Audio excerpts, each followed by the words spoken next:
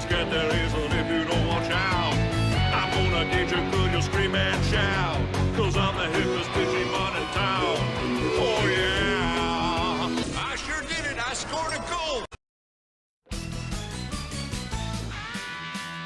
Guys, we did it.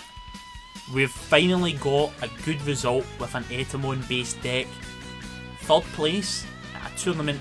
It was not a regionals, but it was a pretty big tournament, 55-ish players, and your man took third place with the king, Etemon, baby.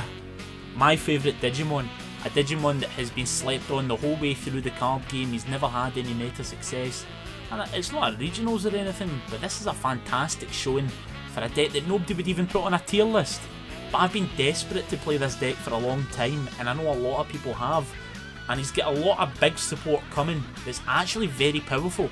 And the cards already are pretty powerful. It's got a very good basis to work with. So strap in, and I'm going to tell you why I took this to such a big tournament, what my matchups were, how the tournament went, and finally we're going to go through that deck list and we're going to explain to you what's powerful about it.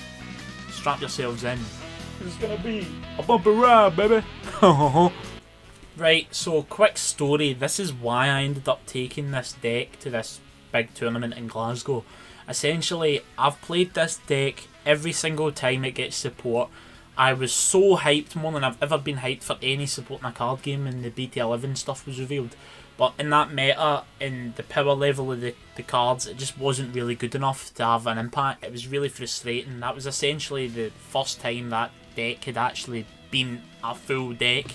With a lot of cards that had synergy, and it made me really disheartened. But the stuff in BT13, while it didn't look incredible, things like the new BT13 Sukamon that has another duplicate inheritable of this Sukamon from BT11 was very powerful, and anytime this deck gets support I will play it. So this was the first thing I took to my BT13 locals. I played it maybe 3 locals. Did okay. I was surprised at how well it was performing. I actually did some playtesting against a friend with Shine Greymon, and in my first game I went 2-0 in my first set, because Congo is good and this deck is fast and it applies pressure. Anyway, I actually started trying to play Alphamon. Now, I had my worst showing at any locals. I actually got last place at something like an 8-man locals. And it was really annoying. I thought, why is this just not work for me? And the deck is, a lot of people would say Alphamon's stronger than the Etemon deck, but I don't think I'm entirely in agreement with it. This is super consistent. It's very fast. It has some control options if you do get to the late game. And because of that, I took this to a locals. It was by accident, guys. I was wanting to test with Alphamon, but I forgot to bring the deck, and this was the only thing I had in my bag. And I was 1-0, 2-0, and I said to my friends, listen, if I win this locals, it was about 12-15 people, I said if I win this locals I will take this to the big Tamer Battle event at the SECC.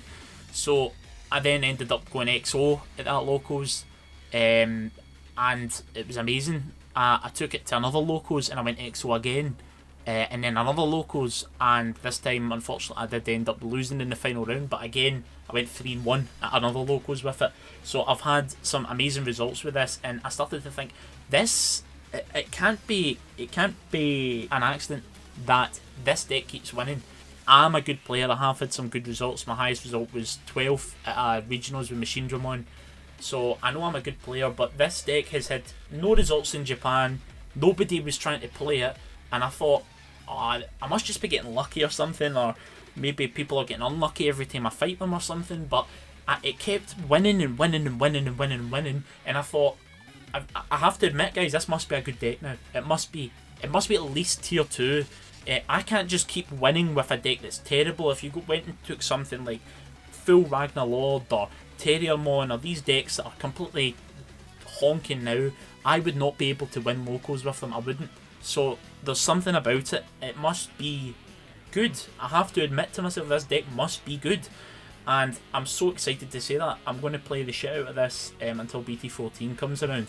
So anyway, guys, going into that little story there, that's why I brought the deck.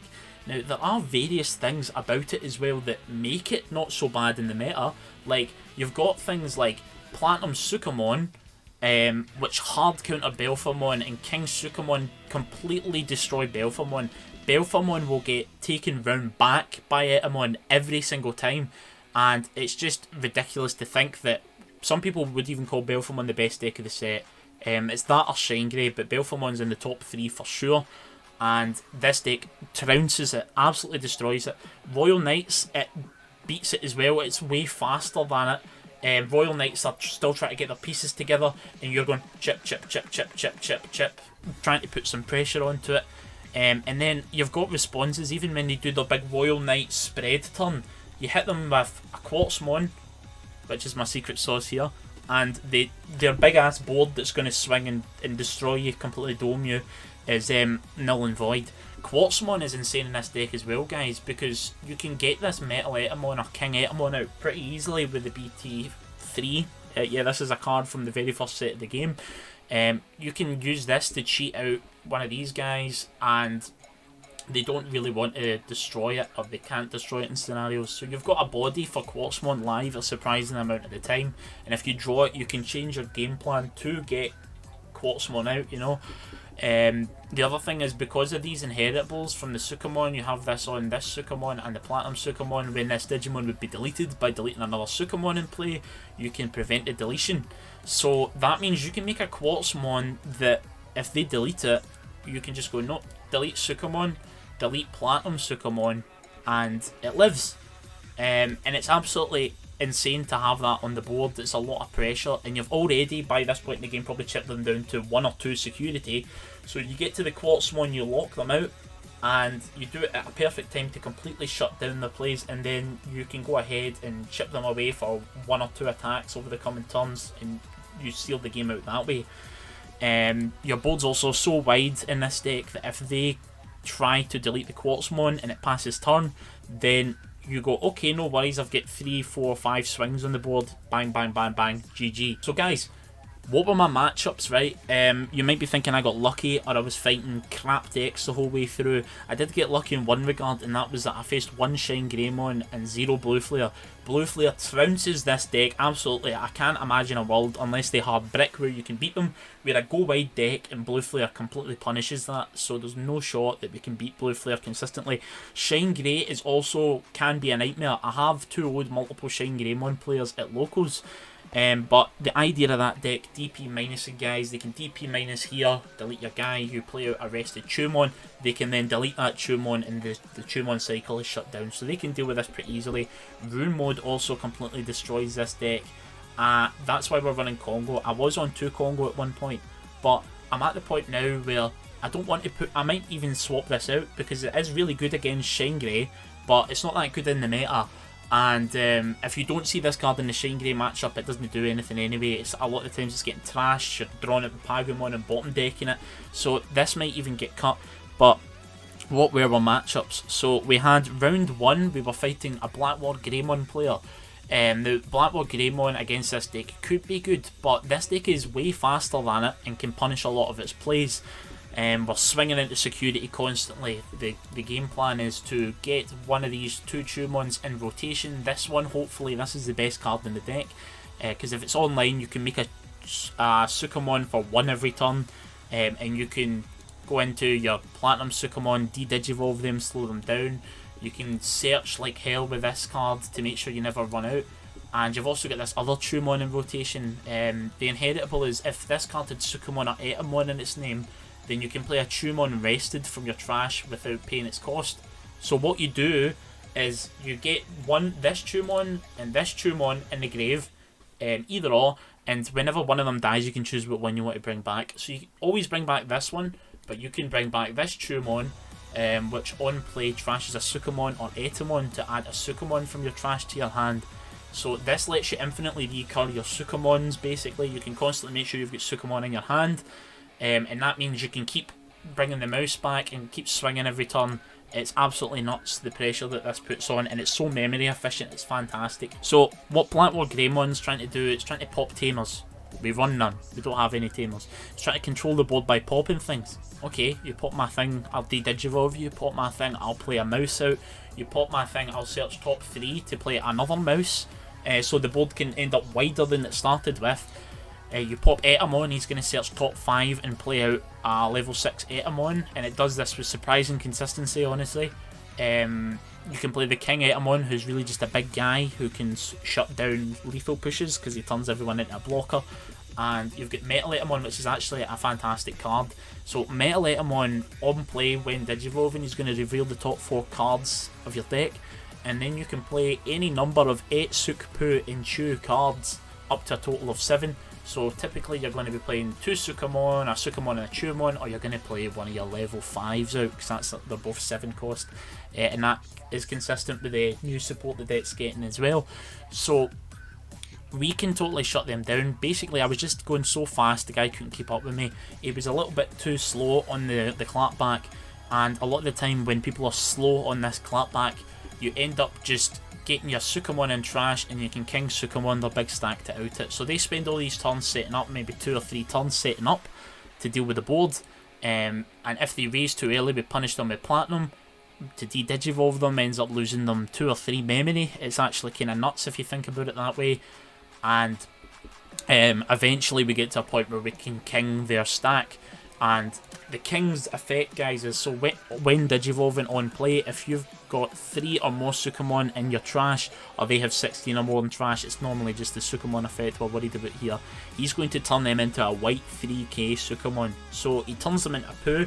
They keep all their effects, but their name's now Sukamon and they're white L. And also they get 3k DP to the end of the opponent's turn. So the other part of this effect is when he attacks, he will gain an extra check for every Sukamon on the board, and it's only 6k, but it sometimes dies, it sometimes doesn't.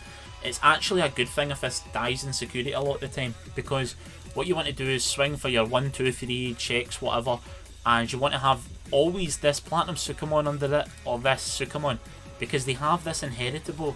For when they would be deleted, you can pop another Sukamon, and Bob's your uncle, Sally's your dad, you've just made them a Sukamon. So you swing for your checks, and then this gets deleted, the King Sukamon gets deleted, but you go, no, delete your Sukamon, in air quotes, instead. So it's actually very powerful. The other thing that's broken about this against Belphamon, guys, is you can go bang, King Sukamon, you're a poo. They go, no, sorry, I'm not affected right now. Yeah, that's fine, no problem. Turn passes back to them. End of your turn, they go into Belphamon Rage Mode. Turn passes back to them. They're now affected by the King Sukamon dot that you've already applied to them. So they're now affected by it. You've applied it, they weren't affected, but now they are. So till the end of their turn, they're a poo.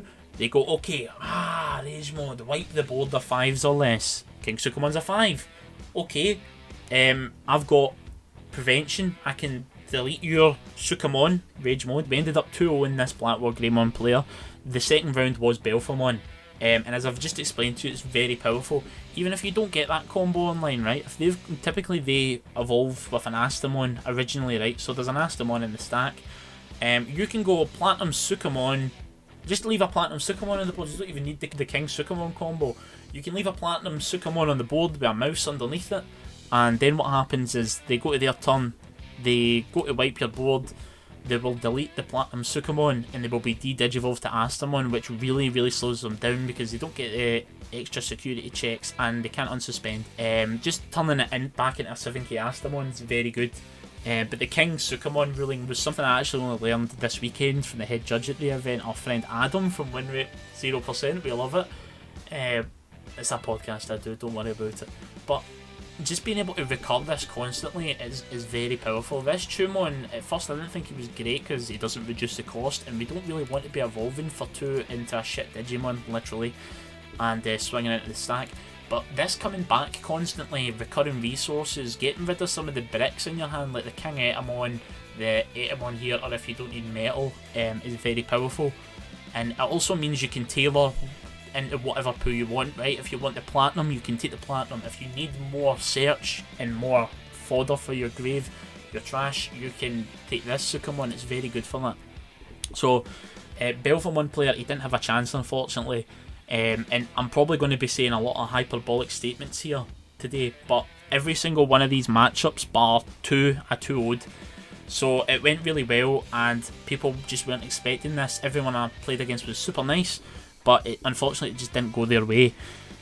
So anyway, we went on to the round 3 matchup. Now the round 3 matchup was Shine Greymon, and as I said, Shine Greymon does clap cheeks into this deck, so it was just unfortunate. The guy playing Renji was very good. He actually went on to go and get second that day, so it was really perfect that it was my only loss of the day, and it was just a very sad matchup. You know, like, we know what Shine Greymon does. It has ridiculous memory manipulation by playing Tamers. It can DP minus your board very easily, so us going wide with very low DP Digimon is very harmful. It's got Ruin Mode. He did Ruin Mode me in a game that was basically an extend hand play. I couldn't do anything after I get Ruin Moded, so there is a chance against Shine Greymon, but a lot has to go right for you. You need them not to see the nuts turn 1. You need to be able to get your pressure on early and punish them. You need to be able to get to a point where you can quartz lock them, is really how I've been able to win, or get a really good combo off. So sadly we did lose 2-0 to the Shine Greymon player. No L, because Range is a fantastic player and he gets second, and it's Shine Greymon, which is the best deck of the format more than likely. So round 4 we fought against a War Greymon toolbox player. He was playing Raid War and some of the other package on the top end. Unfortunately, again, it's just one of these. This is one of these decks that puts a lot of pressure onto you. If you've not done anything by turn 3, or you're still stalling, you're not kind of getting your pieces, you're having to stop and play another Digimon or search, etc. This deck is going to really punish you. Like, I was doing things where, you know, the guy was raising up his Digimon. I would go into a Platinum, I would de-digivolve them while I'm putting pressure on. He's been taken back a step, I'm going forward a step. It was just not ideal for him. And then in the final turns of the game, when he finally gets his big Raid War stack online, he passes to me with the Raid War. The Raid War didn't have blocker. I went King Sukamon. I had 2 Digimon. I had Geramon and a King Sukamon. And I went, okay, evolve the King Sukamon for 3. Your stack you've worked the whole game for is now a poo. Swing with King Sukamon, 2 checks into security 6k. First check comes out, it's 8k, it's a Metal Greymon. Deletes me. No, your stack is deleted. And he's like, oh fuck. And he lost the protection from deletion because his name became Sukamon, so he couldn't even protect from the deletion effect. So I swung 2 checks with that, and then a final check for game. And even if something happened there, he had no other Digimon on board or anything to do anything with, so it was not possible. It was extend hand. So going on to round 5, we were fighting Royal Knights. Now, I've had very few matchups against Royal Knights, honestly, this format. It seems like it's one of these decks that people were predicting to be huge, but I've not seen it in many places, honestly. It seems like a deck that's kind of a bit slow at slipping cards under. It's playing down big Digimon to try and stall you, but this deck was too fast. Again, it's just putting the pressure on constantly. And in this matchup as well, in the second game, the gentleman I was playing, he was kind of struggling a bit. He was running out of gas, so he was forced to play an Omnimon quite early doors. I think I was on like 2 memory or something at the time, and I had a level 4 on the board, and another level 4 on the board. So I went the Prime Memory Boost Delay. I used Parabolic Junk, which is one of the most broken cards in this deck. So I went Pride, put me at 4, Parabolic Junk, swing Security with the level 4. Level 4 dies, gain 2, so we're now at 6 memory. He's given me 2 and I went to 6. So we evolved into the level 5 Etemon. We evolved into the level 6 Metal Etemon. He played at 2 bodies, and then the Quartzmond is 6 or 7 Royal Knights. So the board was completely locked down, and then from that point on it was chip for 2, attack for game. There's a lot we can do against Royal Knights. There is potential for them to beat you if they get a lot of All Forces early to bounce our guys, or if they get Magnamon online early. But it didn't happen, and thankfully we won that one 2-1. That was our only other loss, apart from the Shine Greymon, was 1 round to the Royal Knights player. Round 6 was actually against a good friend of mine playing the Machindramon deck that I took to regionals and got 12 with. So it was a good deck list, I absolutely know that. My friend the Rat ended up getting about 8th or 7th or something like that, so he did very well as well at this 55 person event. Anyway, we're playing against Machindramon, and I have won many games against Machindramon with this deck. I think Machindramon should beat this. I feel like, I don't know, if I was playing it I would know what to do, but a lot of people don't know what to do against this deck because it's so off meta for a lot of people. But a lot of the time they're forced to kind of like try and stave the pressure, right? So Machindramon is a deck, the way I play it anyway is by the third turn of the game, you're going to get a giant stack out. You're going to delete their board. You're going to try and stop them from ever getting a shot at coming back into the game. But this deck is so fast, it puts on a lot of pressure. So we're swinging. They're forced to raise out like a 5 or a 4 or something, and they want to get the value off their blocker, etc. Platinum Sukamon is broken in this matchup because it's going to just de-digivolve them down and slow them down even more. And the pressure we're putting on is a lot for it to contend with. So I keep seeing people, not with the rat in particular, but I've seen it a lot in the past where people will raise like an unlayered Machinedramon. I talk about layering with Machinedramon, where you might have a 6 with 2 Evos under it. Like you want your Chaosdramon X with 2 Evos under it, or you want your Chaosdramon with at least 1 Machinedramon under it, so that it's protected from de-digivolve and getting you out of the game. But people don't do that, or they struggle to do that because this deck's so fast they feel like they have to respond. And if they don't layer it properly, we're going to de-digivolve them once, we're going to maybe do it twice. And if they've not layered properly, then we can out their Machinedramon stack with something like a King Sukamon. And also, if you play it properly, Quartzmon can actually completely screw the Machinedramon player. I know a lot about Machinedramon because I've played it a lot myself, but one of the weaknesses is if they don't have a way to Chaosdramon your Quartzmon, then they're going to be struggling. So my opponent, the rat, had a Chaosdramon X on board and he had a Chaosdramon on board. So I was pretty confident that he wasn't going to have drawn the second Chaosdramon X. But I went Quartzmon, cool, he's locked. He didn't have a Machinedramon or a Chaosdramon X to de-digivolve Quartzmon. So the following turn I King Sukamon the Chaosdramon X, and he was unable to evolve the following turn, so that was basically a lock at that point. The fact that the King Sukamon can actually turn them into a white Digimon is very powerful, even though it doesn't wipe the effects. The fact that it turns it white, L, is amazing because it means they can't evolve over it. So if you get this, it's not always the play, and it doesn't always work out this way because we are running it at 3. But the fact you can turn them into a white Digimon, if you do this on curve, it's fucking nuts because they have no way of replying to it. You basically tell them to take a turn off because they're white until the end of their turn. They're 3k, they can't really swing for anything, they're going to die. If they pop my King Sukamon, I'm going to pop their poo.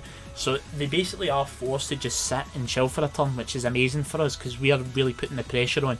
This deck will kill you every time turn 4 max. If you do nothing, it will kill you turn 3, turn 4, every time. So it's really powerful if you get this on curve as well, just completely shutting down their plays. So overall, guys, we lost 3 games that day. We lost 1 game to the second place player playing Shrine Greymon, and we 2-0'd Blackwoggery, 2-0'd Belphamon, lost 0-2 to Shine, rip. We 2-0'd a War Greymon toolbox deck, we 2-1'd a Royal Knight, and we 2-0'd a Machinedramon. So it was a really good result, and I was super proud of it. So guys, we're going to go into a bit more detail on the deck list in just a moment. You wish you never crossed Etemon. I'll get you. Okay guys, so now we're going to do a quick breakdown of the deck, and this is the full deck list now you're going to see. So essentially, don't mind me, I'm just hitting my mic. So essentially, what the win con of this deck is, it's a rush deck, right, with little bodies on the board. How do we achieve that? Okay, we try and get this Tumon as soon as possible. You need one of this in rotation in your graveyard, in your trash, or evolved over, right? So we get this in play, and the reason why that is because every time we evolve into Sukamon, we will reduce the cost by 1, so we'll evolve for 1, draw a card, and get an extra effects that are quite powerful. The other thing that's broken is 2 of these Digimon, these Tumon, have this inheritable. If this is Sukamon or Etemon in its name, on deletion you can play Tumon, any Tumon, doesn't have to be the same one, from your trash suspended without paying the cost. So this card and this card are the 2 best cards in the deck, really. This Tumon has on play, you can trash a Suk or an Et to add back a Suk from your trash to your hand. So this is really good. It's basically the best thing about it is it doubles up on that inheritable that's so powerful. But it's also amazing because we can get dead cards out of our hands, such as the King Etemon or the Metal Et if we don't need it, or extra copies of this Etemon, because you probably only need 1 or 2 a game really. So we can remove dead cards. We can also recycle our poo into any poo we want if it's in the trash. It's basically like a big toolbox, guys. If we need the platinum, we can go back for it, because the platinum de-digivolves 1 on deletion.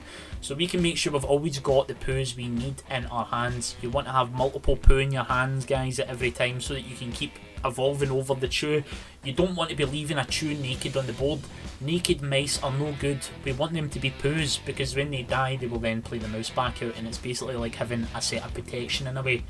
So, other than that, we've got 3 copies of the original Chewmon. It's just a memory blocker. It's in here for the name more than anything else.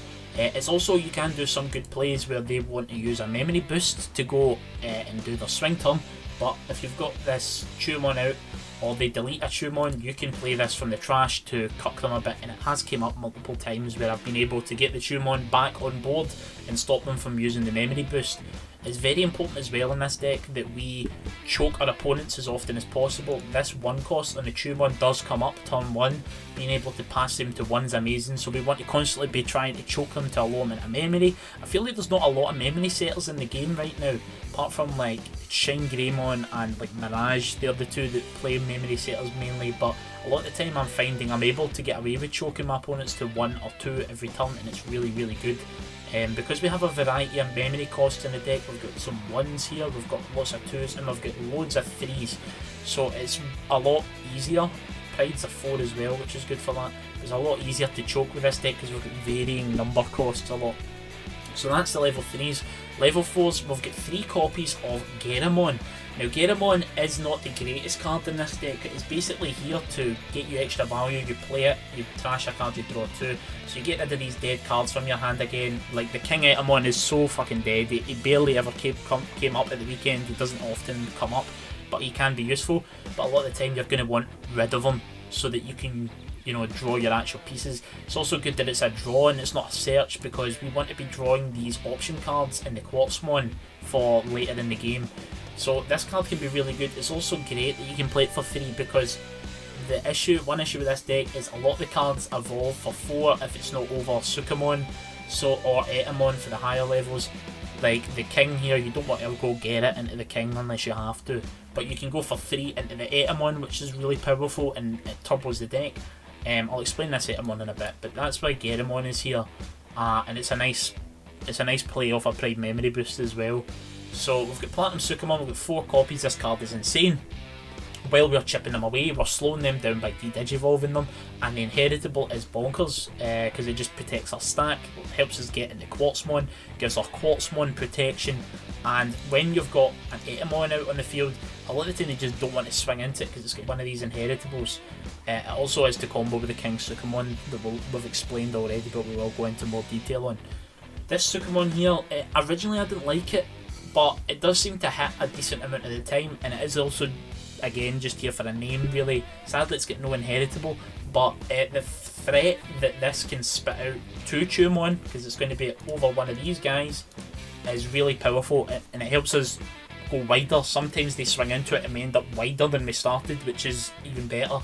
It's also really key, and the reason I've upped it to 3 now is because if you're not finding this fucking Chewmon, you need to find this Chewmon, guys. It's so critical to winning with the deck, because it just turbos you. You basically gain a memory every turn if you've got one of these in the trash. That's how I look at it. And even if you don't find this one, you need to find this one. If you've not got one of these 2 in rotation, you're guaranteed to lose the game. So this helps us dig for the Chewmon better and faster. So it's actually a lot better than I thought it was initially. This Sukamon's really, really good. It's amazing early game. It's probably the best thing to evolve into at the start of the game, because it's going to fuel up your trash. You're going to get more Sukamon in trash for the King Sukamon effect. That helps your Sukamon toolbox. You can also put Chewmon in the trash so that you've got multiple options when your Sukamon with Chewmon Inheritable is deleted. So it's really good for finding what you need.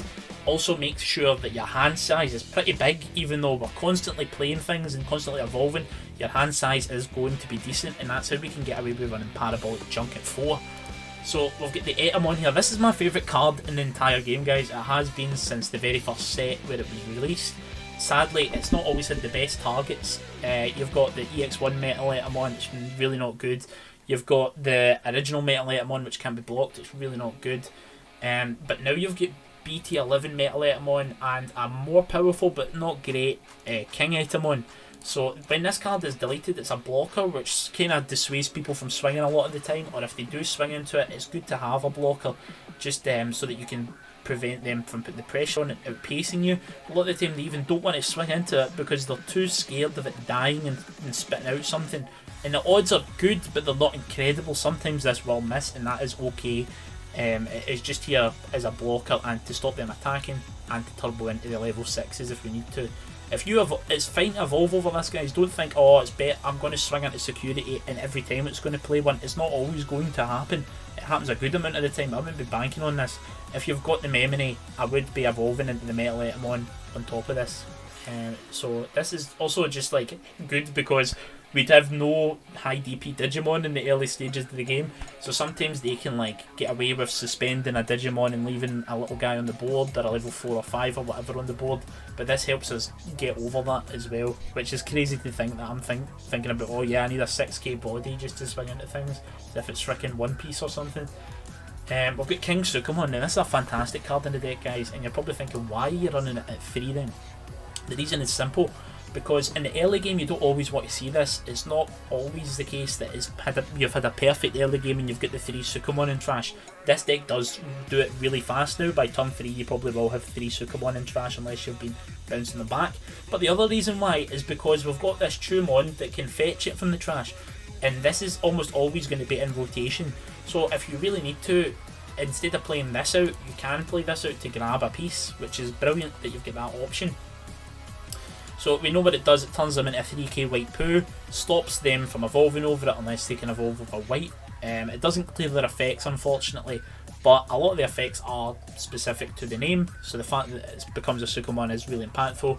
You can also get a lot of tempo off and a lot of pressure from swinging for a lot of checks, because it gains a check for every Sukamon on the board, not including itself, but including the one you've just turned into a Sukamon. So this can get a lot of chunks, big chunky swings in early doors, and because we've got these 2 inheritables for the Platinum and the normal Sukamon, when it would be deleted, you can delete another Sukamon in play. You can be a bit more brazen with it. Basically it's like you're converting all your Sukamon swings into a big swing here, and if they die, that's fine, you're not as punished for it. Now I'm going to talk about Metal Etemon first, because he's the main level 6 you want to use in this deck. He's very good for just getting a lot of stuff out on the board for cheap, and if you get him played for free from that BT1 Etemon, he's cracked. So on play when Digivolving, you reveal the top 4 and you can play up to 7 memory at Etsuk, Poo and Chew. We go wide as hell, we want to see 2 bodies with this.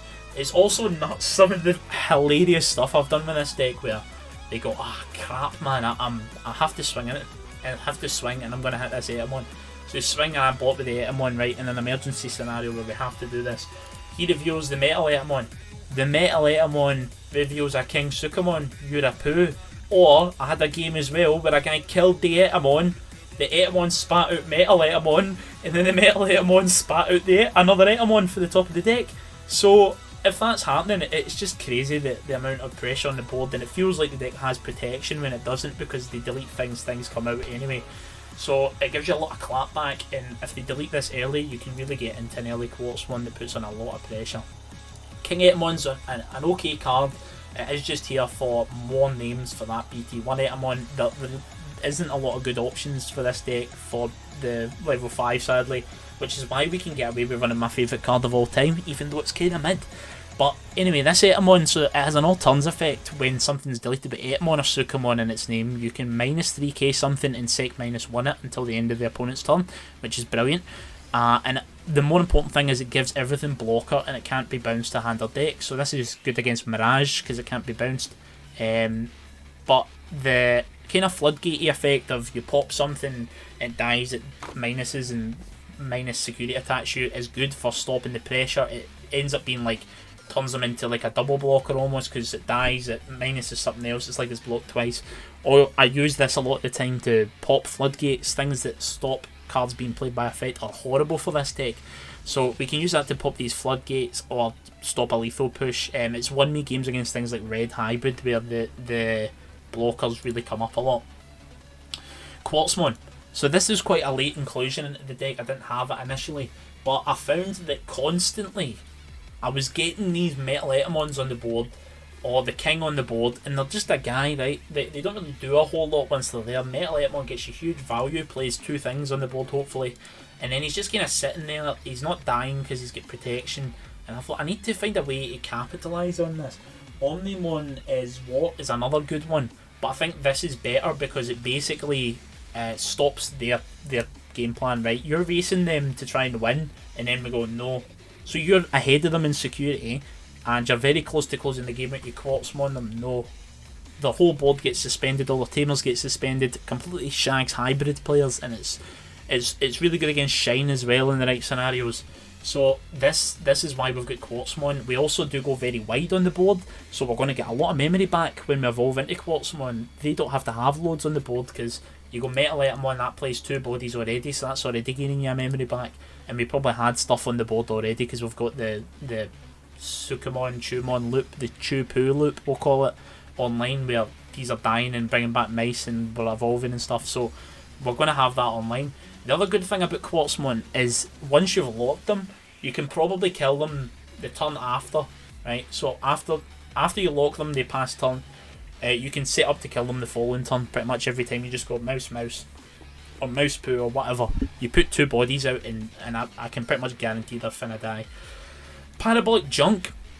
This is what breaks the deck, right? Now, the big weakness of this deck is it has no good memory manipulation outside the Chu-Poo loop, right? This card is always live. We've always got a body on the board. The bodies are always 1 or 2k. We can always pretty much use Parabolic Junk. So you see this, it's just like a double hammer spark and it's fucking insane. The security effect just adds to hand. It could have been better, but the fact it goes to your hand is really nice because you can basically ensure that you've got enough memory to do your plays. Or if you see one of these early game and you've got a good hand with lots of gas, you can go just shoot loads of things onto the board, and you can hold it for when you need it, or you can use it right away to go crazy on the board, and it's brilliant. You can also use this to basically set up a turn where they're going to be forced to pass their turn. You can use 1 or 2 of these, set them to the right amount of memory, and against Belphemon you can use it to force them to pass turn. I did this to a guy 2 turns back to back, set him to 1, Parabolic Junk a guy, he kills it, and the turn goes back to me immediately, and that's now my turn again. Or you can use it with the Etemon or something with King Etemon on the board in a rare scenario, and you can force them to pass turn because they swing, the thing dies, boop, memory gauges back to me. Prime Memory Boost, this is here to kind of turbo us guys, and it is also probably more importantly here to fuel our trash for one, but mainly to stop us getting choked, right? Because we don't play any tamers in this deck, there's not really any good tamers to play for this deck. Like, it's too bad to play a memory tamer or a tamer for 4 or 3. It's too slow. They don't generate you value quickly enough to warrant playing them. So we've got Prime Memory Boost in here as a kind of replacement for that. We're going to reveal the top 3 cards of the deck, and we're going to play a Black Digimon with 4 or less play cost. So there's a lot of good targets in this. There's a lot of level 4s. It almost always hits. It's got a really high hit rate, like 80% plus or 85. Or, it must be higher than 80, right? I'm just chatting shit now. But it also is going to fuel the trash with the Sukamon and the Chumon. Like I say, we want these in the trash so that we can get the King Sukamon a fight live, and we want the Chumon in trash so we've got the Chu-Poo toolbox going. Finally, we've got 1 copy of Congo. Congo's just here for Shine Greymon, honestly guys. But it feels like you really need 2 to have a big impact against Shine Grey, and the odds of you seeing it are not the greatest. It's not always going to win you the game when you play it, so I don't know how I feel about it. It's not great. I'd maybe swap it out. The other things I'm looking to put in, I could test before King Etemon to get this value online more, but it's awkward because it's a clunky card. You don't really want it in your hand. You could trash it a lot. So I could get rid of that. I could put in another Sukamon or a Geremon. I might test Def X or Omnimon Zwart or something like that. So I'll get back to you on that one because I'm going to keep playing this for BT13. But Congo is a good card. It's good against security control and yellow cards that I'm trying to recover. There's a yellow hybrid player, Alistair, who this is good against in my locals. But it was originally here for Shine Greymon. I just don't know if... it feels like it needs to do more. I need to have more of them in play. Sometimes paying the 2 memory means I stop them for a turn, but I've almost stopped myself for a turn because I've had the Congo to begin with. So it's not as good as I think it was originally, guys. So this might be getting dropped. Finally, we've got the egg. The egg is right at the end because I forgot to hit a level slot. We've got 4 Pagumon. Pagumon on deletion, reveal the top card of your deck. It's going to be an option card or Quartzmon every time, guys. But this is the best egg we have for the deck. I don't think there is much a better egg coming out down the line either, so unfortunately we might be locked into Pagumon for a while.